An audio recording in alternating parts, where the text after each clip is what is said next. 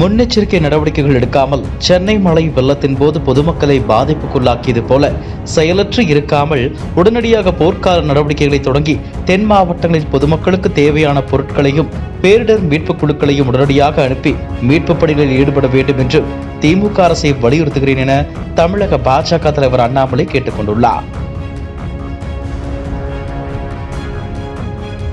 இதுகுறித்து அவர் வெளியிட்டுள்ள ட்விட்டரில், திருநெல்வேலி, கன்னியாகுமரி, தூத்துக்குடி மற்றும் தென்காசி ஆகிய தென் மாவட்டங்களில் கடுமையான மழை பெய்து வருகிறது. குறிப்பாக திருநெல்வேலி மாவட்ட பகுதிகளில் சுமார் 200 மில்லிமீட்டர் மழை இதுவரை பொழிந்துள்ளது என்றும் அடுத்த 2 நாட்களுக்கும் கடுமையான மழை தொடரும் எனவும் வானிலை ஆய்வாளர்கள் அறிவித்திருக்கிறார்கள். தென் மாவட்ட பொதுமக்கள் அனைவரும் முன்னெச்சரிக்கையுடன் கவனமாக இருக்கும்படி கேட்டுக்கொள்கிறேன்.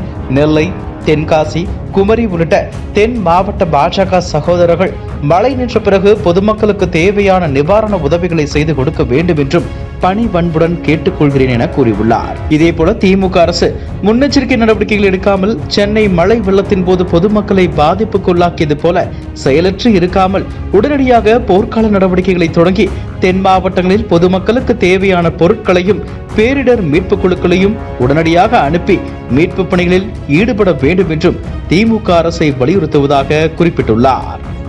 இதுபோன்ற செய்திகளை மேலும் தெரிந்து கொள்ள எங்களது யூடியூப், ஃபேஸ்புக் மற்றும் ட்விட்டர் ஆப்களை சப்ஸ்கிரைப் செய்யவும்.